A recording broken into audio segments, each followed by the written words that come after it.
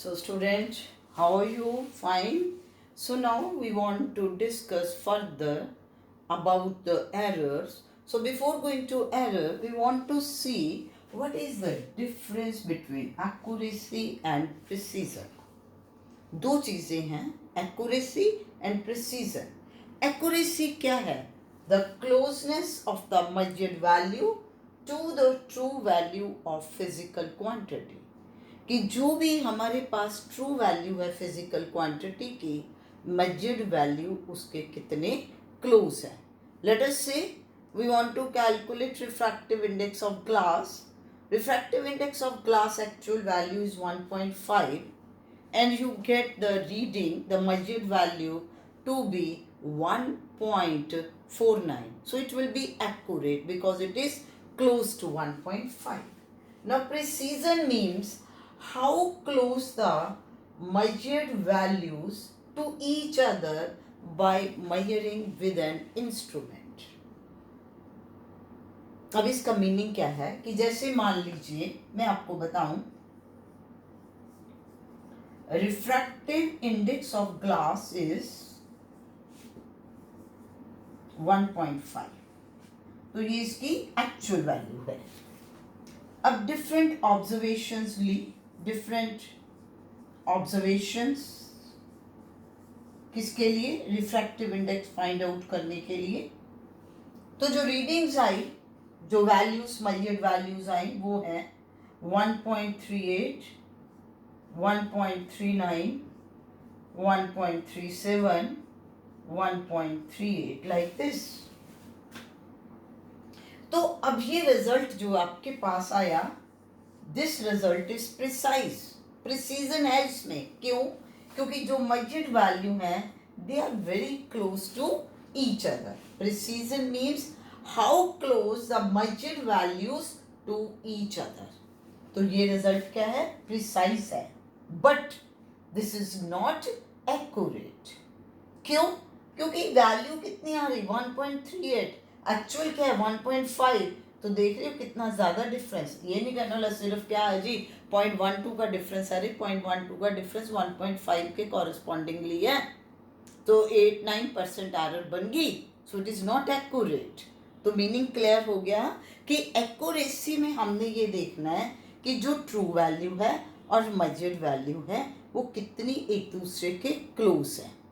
Precise में हमने क्या देखना है कि जो हमने डिफरेंट नंबर ऑफ ऑब्जर्वेशंस लिए, तो डिफरेंट ऑब्जर्वेशंस में जो मेजर्ड वैल्यूज आई हैं वो एक दूसरे के कितना क्लोज है. So this is the meaning of accuracy and precision. यहाँ मैंने एक एग्जांपल लिया कि लेट अस से actual length of rod is 4.276 centimetre. तो पहले स्टूडेंट ए ने उसको अपना सिंपल मीटर स्केल से मेजर किया और उसने लेंथ फाइंड आउट की 4.2 सेंटीमीटर. दूसरे स्टूडेंट ने उसी लेंथ को मेजर किया वर्नियर कैलिपर के साथ और उसने लेंथ फाइंड आउट की 5.19 सेंटीमीटर.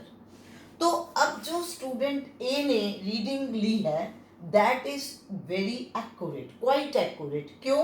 क्योंकि एक्चुअल लेंथ थी 4.276 और उसने फाइंड आउट कर ली 4.2. तो जो क्लोजनेस है मेजर्ड और ट्रू वैल्यू की वो काफ़ी ज़्यादा है. सो दैट मीन्स कि जो स्टूडेंट ए की रीडिंग है दैट इज एक्यूरेट.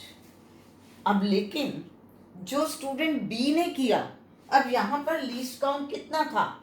0.001 सेंटीमीटर. तो स्टूडेंट बी ने जो लीस्ट काउंट वर्नियर कैलिपर से जब किया उसका 0.01 सेंटीमीटर आ गया, यानी कि लीस्ट काउंट बी स्टूडेंट का बेटर है ए से. तो बी का जो रिजल्ट है वो क्या होगा? प्रिसाइज होगा. So more the least count more will be the precision. But B का जो रिजल्ट है वो एक्यूरेट नहीं होगा. तो प्लीज सॉरी अब आपको ये नॉलेज होनी चाहिए कि what is the difference between accuracy and precision. ये इस तरह के जो स्टेटमेंट्स हैं जो जैसे मैंने ये बताया, यानी रिजल्ट, ये बेटा 1 मार्क में आपको आ सकते हैं. जैसे मैंने यही कहा था कि length of the rod is 1.4276, तो एक ने 1.4 निकाली, बताइए कि उसका रिजल्ट एक्यूरेट है या प्रिसाइज है. क्लियर? अब इसके बाद हम आगे बात करते हैं एरर। अब क्वेश्चन आ जाता है, what is the meaning of error? Error is obviously difference between the true value and measured value, कि एक्चुअल में वैल्यू कितनी है और हम उसको एक्सपेरिमेंटली जब मेजर कर रहे हैं तो वो कितनी आ रही है, तो उनका जो डिफरेंस है दैट इज एरर। अब एरर दो तरह की है, one is systematic error, systematic error, and second is random error. अब जो सिस्टेमेटिक एरर है, सिस्टम दैट मीन्स उसमें कोई ना कोई रीजन है जिसकी वजह से एरर है। जैसे सिस्टेमेटिक एरर में नंबर 1 आ जाता है instrument error. Instrument error, instrument error का क्या मीनिंग हो गया? इंस्ट्रूमेंट एरर का मतलब है कि जैसे लेट अस से आप वर्नियर कैलिपर से काम करने चाह रहे हो, तो आपने देखा कि उसमें 0 एरर है, तो ऑब्वियसली अगर आपने उसके अकॉर्डिंगली 0 करेक्शन अप्लाई नहीं की तो बताइए रिजल्ट में एरर आएगी कि नहीं? और ये इसमें 0 एरर कब आती है कि if 0 of the main scale doesn't coincide with the 0 of vernier scale, तो ये इंस्ट्रूमेंट एरर हो गई। इसी तरीके से सिस्टमैटिक एरर में दूसरा क्या आ जाएगा? Personal error. अब पर्सनल एरर का कैसे मीनिंग है कि सपोज करिए आपको कहा जाता है कि you calculate time period of simple pendulum. अब आपने ये 20 ऑसिलेशंस का टाइम कैलकुलेट करना, नोट करना स्टॉप वॉच के साथ। अब जैसे ही अभी उसकी 20th ऑसिलेशन कंप्लीट ही नहीं हुई, आपने पहले ही स्टॉप वॉच को बंद कर दिया, या ऐसे कहें कि जब शुरू होने लगा तो शुरू हो गया, आपने भी स्टॉप वॉच चलाई ही नहीं, ऑन ही नहीं की। So that error is the personal error, कि पर्सन की अपनी गलती से जो हुआ। या इसमें इस तरह से मान लीजिए कि you want to measure mass of a body, तो आप फिजिकल बैलेंस से ले रहे हो, तो आपको पता है कि उसकी विंडोज को बंद करके हमें रीडिंग लेनी है, अदरवाइज एयर का इम्पैक्ट आ जाएगा। अब आपने बंद ही नहीं की, तो गलती किसकी है? आपकी है। तो उसकी वजह से जो एरर आएगी वो कौन सी एरर होगी? That will be personal error. उसके बाद इसमें थर्ड आ जाता है नेचुरल एरर। अब नेचुरल एरर की वजह क्या है? नेचुरल आ गई, that is due to the variation in the conditions. जैसे सपोज करो आप मेल्टिंग पॉइंट ऑफ आइस निकालना है, ठीक है? अब आप melting point of ice find out करना चाह रहे हो एट नॉर्मल प्रेशर। अब जब आप एक्सपेरिमेंट कर रहे हो प्रेशर चेंज हो गया, तो उससे बताओ जो मेल्टिंग पॉइंट है उसमें वेरिएशन आ जाएगी कि नहीं आ जाएगी? So what is that? That is natural error, nature की वजह से हो गया। या आप इसको ऐसे लीजिए कि आप छोटे बच्चे के टेम्परेचर फाइंड आउट करना चाहते हो, तो आप उसको कहाँ पर रख रहे हो? अंडर आर्म पिट। और आपको पता भी है कि अंडर आर्म पिट अगर हम थर्मोमीटर रख रहे हैं तो वो एक्चुअल वैल्यू नहीं देता, बल्कि टेम्परेचर एक्चुअल से वहाँ कम आता है। तो we know the reason, but even then we are doing it, तो that is the natural error. और इसमें नंबर 4 आ जाता है imperfection. Imperfection in experimental technique। experimental technique। अब इसमें जैसे आप कोई भी हीट का एक्सपेरिमेंट कर रहे हो, उसमें हम ये कहते हैं heat lost by one body is equal to heat gained by other body. जबकि ऐसा नहीं होता। क्या होता है कि कुछ ना कुछ हीट जो है ड्यू टू रेडिएशन लॉस हो ही जाना है। There must be some loss of heat due to radiation. तो वो किस में आएगा? That is imperfection in experimental technique, कि जो हम काम कर रहे हैं उसकी वजह से वेरिएशंस हैं। तो सिस्टमैटिक एरर में इंस्ट्रूमेंट की एरर हो सकती है, पर्सनल एरर हो सकती, नेचुरल हो सकती, एक्सपेरिमेंटल टेक्निक की वजह से, लेकिन हमें इनका रीज़न पता है, तो दैट मीन्स इस पे हम करेक्शन अप्लाई कर सकते हैं. So correction can be applied so as to remove systematic error.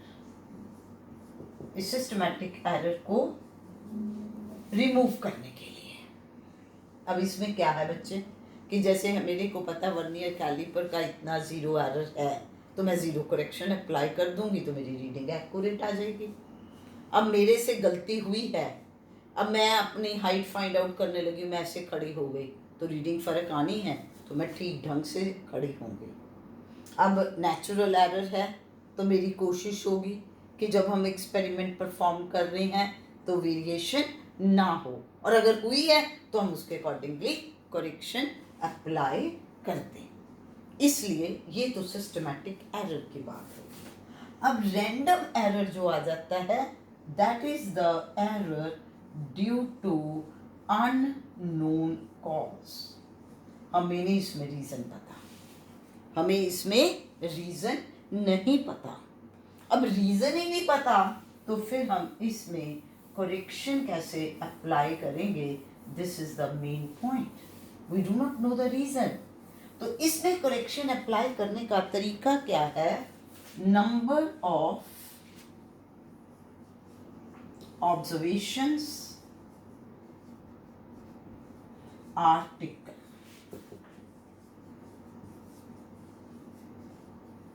To major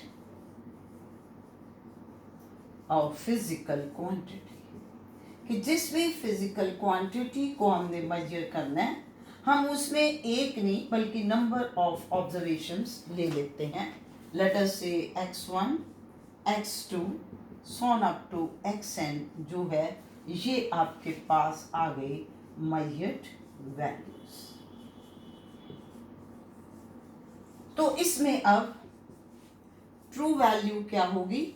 true value will B mean of all x1 plus x2 plus 1 up to xn divided by n. This will be the true value. तो ये measured values है, तो ये इसमें true value आ गई. तो अब इसको जैसे आप मान लीजिए x बार कह दिया, तो फिर आपके पास अब एरर जो है फॉर मेजरमेंट फर्स्ट, जो पहली मेजरमेंट है उसके लिए क्या बन गई? x बार माइनस x1. अब इसका बेटे मैं आपको एग्जांपल ऐसे समझा देती हूँ कि हमने डायमीटर फाइंड आउट करना है. मैंने फाइंड आउट किया 1.39 एक ऑब्जर्वेशन में आया, 1.38 दूसरे में, 1.37 तीसरे में, 1.36 नेक्स्ट में आ गया और 1.34 नेक्स्ट में आ गया. मान लीजिए आपने 5 ऑब्जर्वेशंस ले ली, ठीक हो गया. तो ये कितना बन गया? 9, 8, 17 और 7 24, 24 और 10 34 4 3, तो ये 8 बन गया, ठीक हो गया. तो 18 का 6.84. Now you have to divide it by 5. तो 1.3 34, तो 34 में ये बन गया 6.8. तो ना इट इज़ 1.368. अब सबसे पहली बात वही आ गई कि जब हमारे पास मेजर्ड वैल्यूज 2 डिजिट्स तक हैं, 2 डेसिमल प्लेसेस तक हैं, तो अब आप इसको लिखोगे तो दिस वैल्यू विल बी 1.37. तो इसलिए जब हमने ये डिफरेंट ऑब्जर्वेशंस ली तो इसमें ट्रू वैल्यू आपके पास कितनी बन गई? That comes out to be 1.37. So I think now you understand the meaning of random error and systematic error. और मैंने इसमें आपको ये एक्सप्लेन करने की कोशिश की है कि systematic error is due to some cause, so we can directly apply the corrections. Random error is without any cause, means we do not know the cause. जो cause कहते हैं पता नहीं है किसकी वजह से होगा, तो इसलिए उसमें फाइंड आउट करने का, उसको रिमूव करने का तरीका क्या है कि we have to take the mean of all these values. अब इसमें आप एक चीज याद रखिए कि result measured value will be precise, measured value will be precise, और दूसरा measured value will be accurate। दोनों चीजें कही थी। अब आपने ना इनको किसके साथ इक्वेट करना है? You have to equate it with error.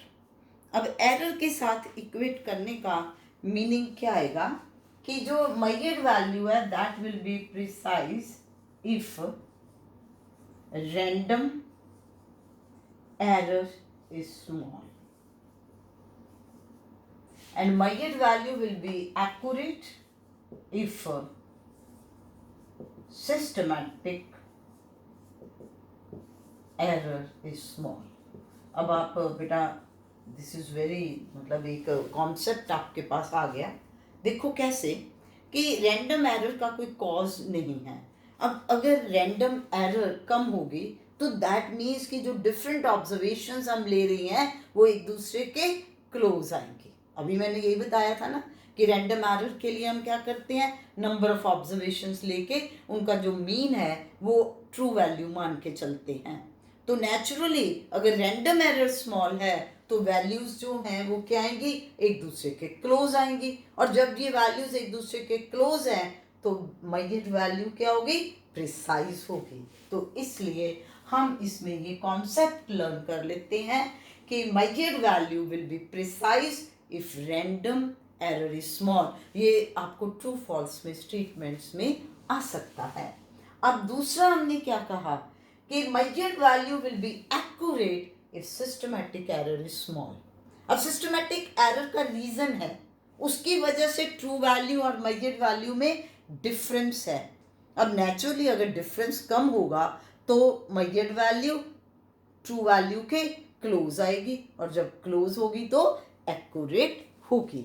तो इसलिए आपने ये स्टेटमेंट याद रखनी है कि अगर सिस्टमैटिक एरर स्मॉल है then the value is accurate, अगर random error small है then measured value is precise। तो ये आपके पास random और systematic error में difference जो था वो I think आपको बिल्कुल clear हो गया। Now we want to discuss, ये तो जो बात थी जो हमने पहले की है, हमने reasons एक तरह से ढूंढे। अब हम कैलकुलेशंस की तरफ आते हैं। तो उसमें सबसे पहले आता है what is absolute error. It is the difference between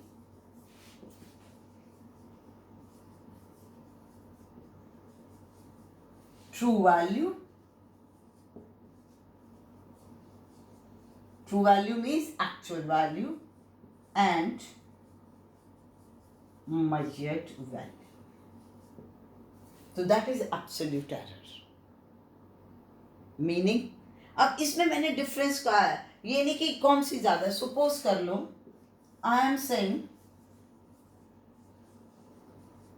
refractive index of glass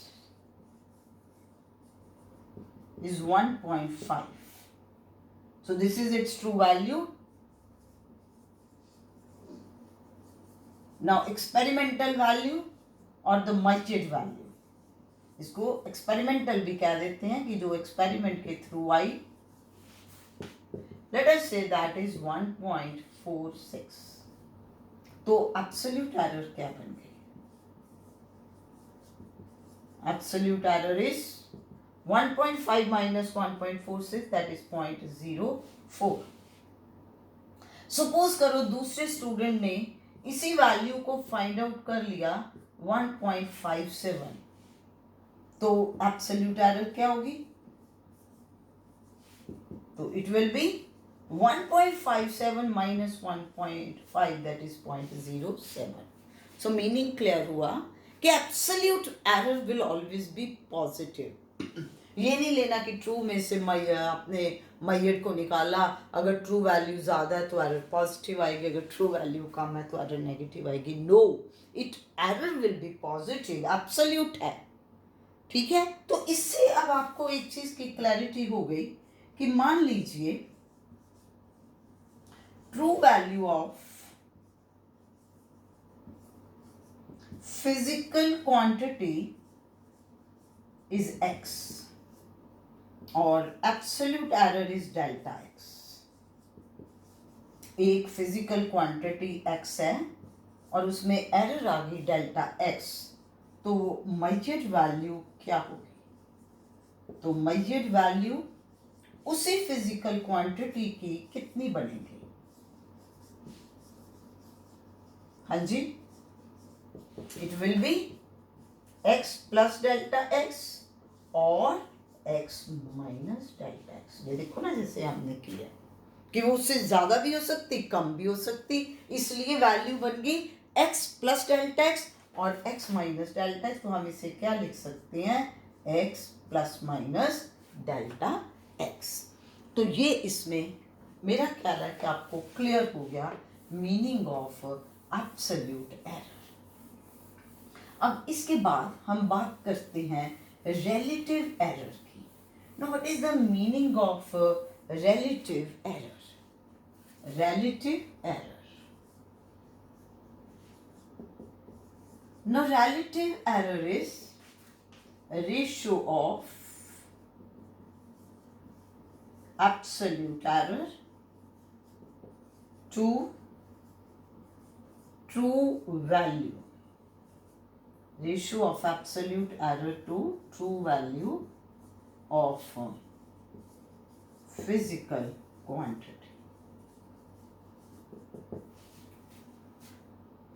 अब पहले तो रिलेटिव एरर की ज़रूरत ही क्यों पड़ी?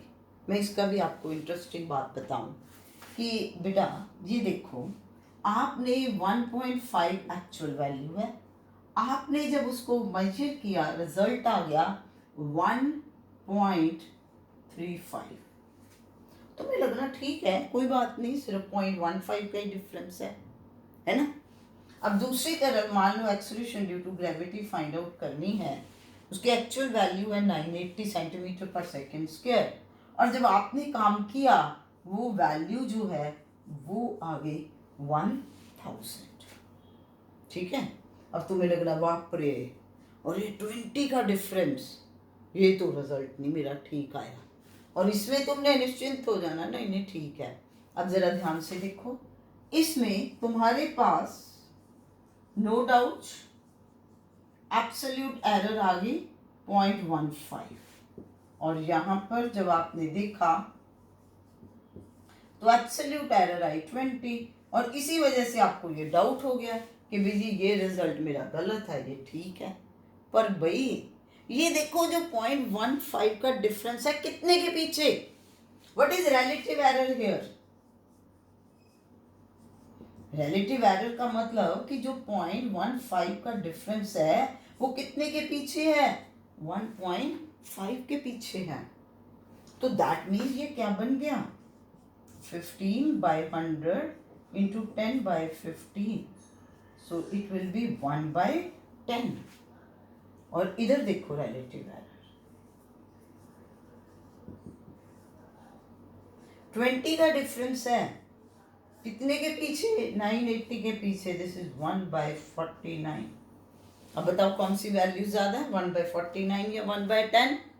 Obviously 1/10 is more than 1/49। तो रिलेटिव एरर किसकी ज्यादा हुई? इसकी। तो कौन सा रिजल्ट ज्यादा बेटर आया है? ये। तो इसलिए एब्सोल्यूट एरर से हम फाइंड आउट नहीं कर सकते कि whether the result is accurate or not, difference देख के, उसके लिए हमें relative error की ज़रूरत है। तो relative error में हम क्या ले रहे हैं? रेशो ले रहे हैं absolute error to the true value।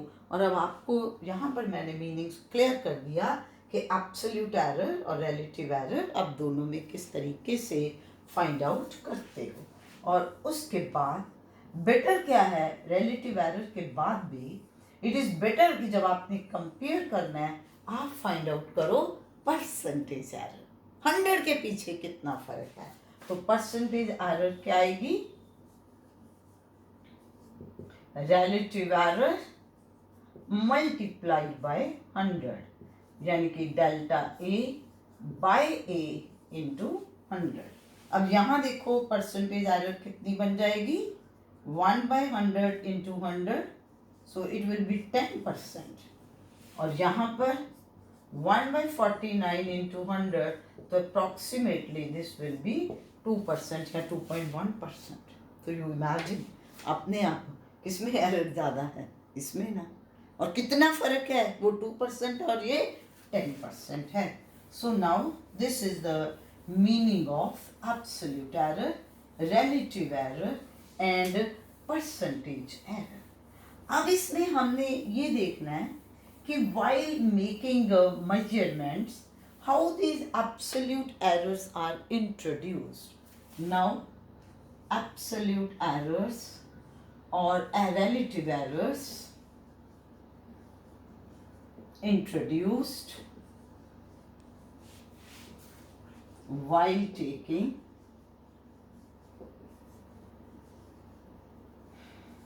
sum of physical quantities. Actually, इसमें बेटा कहने का ये मीनिंग है कि let us say I am taking x is equal to a plus b। आपको मैं इसका एग्जांपल बताती हूँ। You want to find out perimeter of a table. एक टेबल का पेरीमीटर लेना है, तो वो क्या है, length plus breadth plus breadth, ठीक है ना। अब आप उसको मीटर स्केल से फाइंड आउट कर रहे हो, तो जो एरर लेंथ लेने में आएगी, एक लेंथ लेने में आई, फिर ब्रेड्थ में भी आएगी, फिर लेंथ में भी आएगी, फिर ब्रेड्थ में भी आएगी, हर बार आएगी ना। तो टोटल एरर पेरीमीटर में कितना इंट्रोड्यूस होगी, हम ये देखना चाहते हैं। तो अब यहाँ पर हमने लिया कि let us say x is the sum of two physical quantities a and b। हम मेजर किसे कर रहे हैं, a और b को। a और b के सम से हमने क्या फाइंड आउट करना है, x। जैसे कि मैंने कहा, we will measure length of the table, breadth of the table, and from there we will calculate perimeter. तो अब इसमें a is the true value of physical quantity। एक physical quantity है, उसकी true value है a, and b is the true value of the second physical quantity। तो ये आपने ले ली, ठीक हो गया। अब इसमें हम ये कहते हैं कि जब a को हमने मेजर किया, तो delta a is the error while measuring a को जब मेजर किया डेल्टा एरर आई। इसी तरह delta b is the error while measuring b, ठीक हो गया। तो अब हमारे पास मेजर्ड वैल्यू ऑफ a क्या बनेगी, अगर ट्रू वैल्यू है a, तो measured value of this physical quantity जो 1 है क्या बन जाएगी, हाँ जी मैंने अभी आपको बताया था, that will become a plus minus delta a, या a प्लस डेल्टा a या a माइनस डेल्टा a। इसी तरह से जो दूसरी फिजिकल क्वांटिटी है उसकी मेजर्ड वैल्यू बनेगी b plus minus delta b। तो इसका मतलब अब जो आपके पास दोनों का सम है उसकी मेजर्ड वैल्यू क्या होगी, ऑब्वियसली उसमें b तो एरर आएगा। तो अगर x उसकी एक्चुअल वैल्यू है, then the measured value will be x plus minus delta x। तो ये किसके बराबर होगा, a plus minus delta a plus b plus minus delta b। अब इसमें a plus b plus minus बाहर ले लो, तो this will be delta a plus delta B. इधर क्या था, x plus minus delta x। अब अगर ध्यान से देखो तो x is equal to a plus B, तो ये x a प्लस बी से कैंसिल हो गया, तो आपके पास क्या बना, plus minus delta x is plus minus delta a plus delta b। तो that means what is delta x, that is equal to delta a plus delta b। तो इसका क्या मीनिंग आया कि आपके पास a को मेजर करने के लिए absolute error I delta a, b को मेजर करते हुए डेल्टा b, तो x में एब्सोल्यूट एरर कितनी इंट्रोड्यूस होगी, उन दोनों की एब्सोल्यूट एरर्स का सम आ गया। ठीक है, अब इसी में हम डिफरेंस की बात करते हैं और देखते हैं कि क्या फर्क आएगा। मान लीजिए कि यहाँ पर अब आपके पास जो है x is equal to a minus B. अब इसी तरह से a ट्रू वैल्यू है, डेल्टा a एरर है, b ट्रू वैल्यू है, डेल्टा b एरर है, तो मेजर्ड वैल्यू फर्स्ट की a plus minus delta a आ गई, सेकेंड की b plus minus delta b आ गई। तो x की मेजर्ड वैल्यू बन गई x plus minus delta x। यहाँ तक सेम था ना। अब हमने क्या लिखना है, a, उसकी मेजर्ड वैल्यू बन गई प्लस माइनस डेल्टा है, माइनस का sign, b plus minus delta b। अब इसको खोलो तो a plus minus delta a minus b। अब ये माइनस प्लस माइनस हो गया, माइनस माइनस प्लस हो गया, डेल्टा b। तो ये बन गया a minus b, then plus minus, अब ये दोनों हैं तो फिर ये delta a plus delta b, क्योंकि प्लस ऊपर है नीचे है कोई फर्क नहीं आया।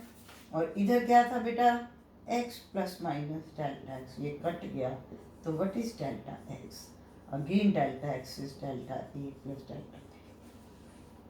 अब बच्चे वैसे भी देखो कि इसमें हम बात ये कर रहे हैं, जैसे मान लो कि मैंने ये ट्री लिया, इसकी हाइट h1 है, ठीक है, मैं स्केल से पढ़ रही हूँ, तो इसमें जो एरर के चांसेस हैं, मैं एक डिवीज़न आगे पीछे देख जाऊंगी, तो दैट मीन जो लीस्ट काउंट है स्केल का वो एरर होगी, 0.1 सेंटीमीटर आ गया। अब ये बी जो दूसरा ट्री है उसकी हाइट फाइंड आउट की h2, तो एरर इसमें भी इंट्रोड्यूस होगी। तो अगर मैंने इन दोनों की हाइट्स का डिफरेंस फाइंड आउट करना है, ठीक है, तो एरर तो भैया दोनों टाइम इंट्रोड्यूस हुई थी, तो फिर जब डिफरेंस में होगा तो उन दोनों की एरर्स ऐड अप होगी कि नहीं होगी, होगी ना।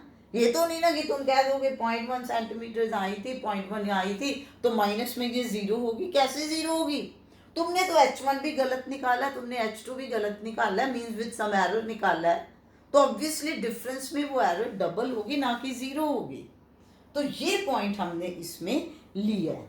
तो अब यहाँ से आपके पास अब क्या समरी बन गई, आपके पास बेटा ये समरी बन गई कि अगर आपके पास नंबर ऑफ फिजिकल क्वांटिटीज हैं, सो while taking sum or difference of number of physical quantities, number of physical quantities,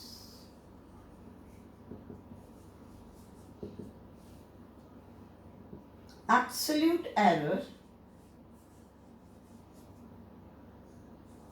या आप यहाँ पर और कह सकते हो while taking sum or difference of number of physical quantities to get a particular quantity, कि ये जो आप प्लस और माइनस ले रहे हो एक पर्टिकुलर क्वांटिटी को निकालने के लिए, then absolute error of particular quantity जिसको आपने फाइंड आउट करना है is the sum of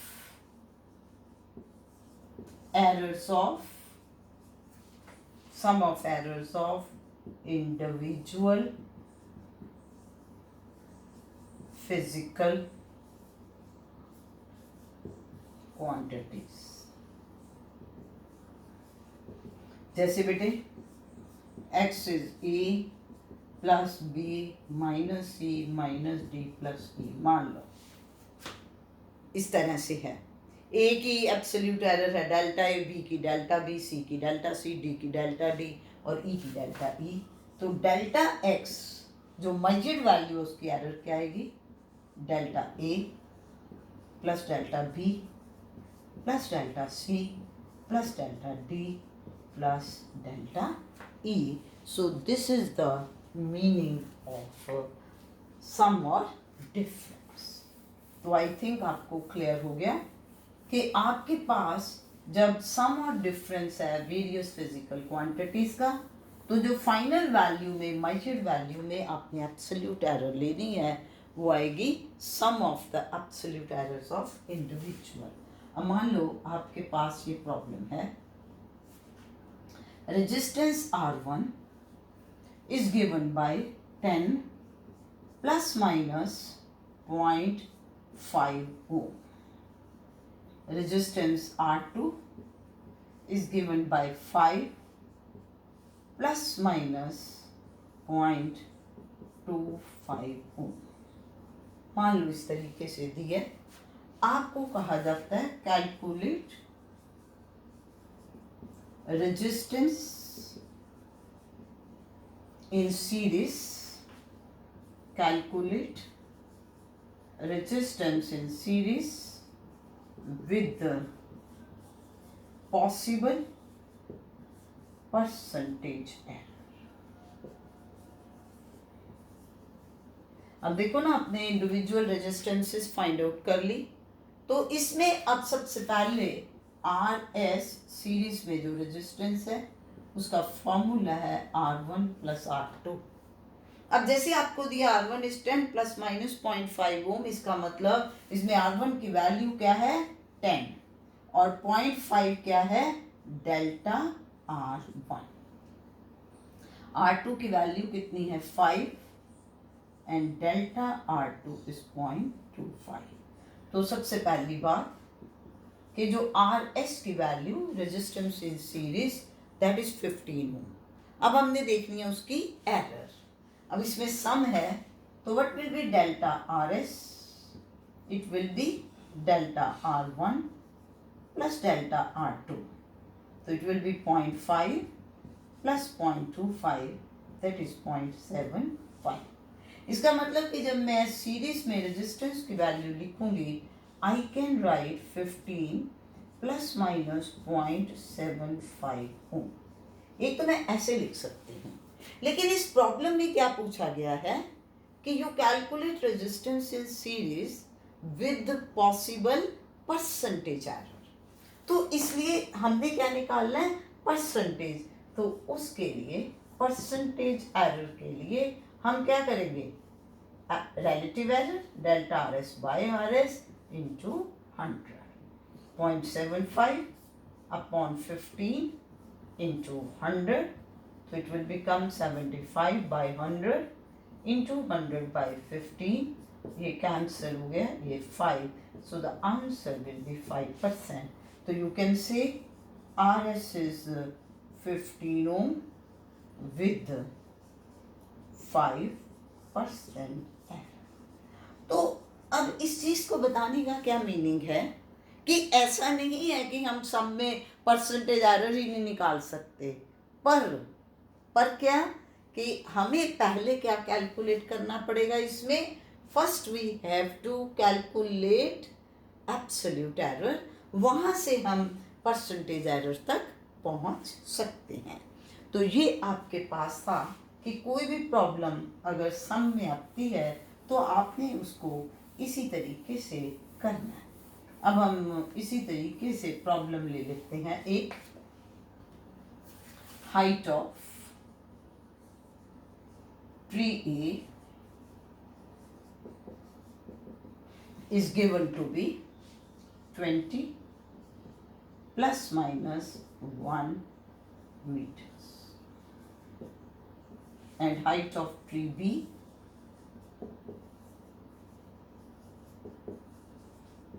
is given to be 10 plus minus 1 meters. ये दोनों में इस तरह से है. Now you calculate difference between heights of two trees. Heights of two trees. अब H1 is 20 meters. Delta H1 is 1 meter होगा, ये भी डिफरेंस हुआ है. H2 is 10 meter and error जो है इसमें that is 1 meter. अब आपने क्या लेना है? H is H1 minus H2, तो it is 20 minus 10, that is 10 meters. अब एरर, अब इसमें एरर ये नहीं जीरो होगी बल्कि डेल्टा एच दोनों में एड अप होगी. So it will be 1 plus 1, that is 2 meters. तो आपके पास difference in heights will be 10 plus minus 2 meters.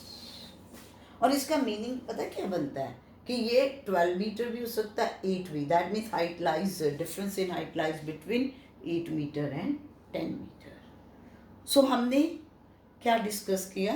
The meaning of absolute error, random error, percentage error, और उसके बाद हमने इसमें डिस्कस किया how we can use these errors while taking some or difference of number of physical quantities. So that's all in this lecture.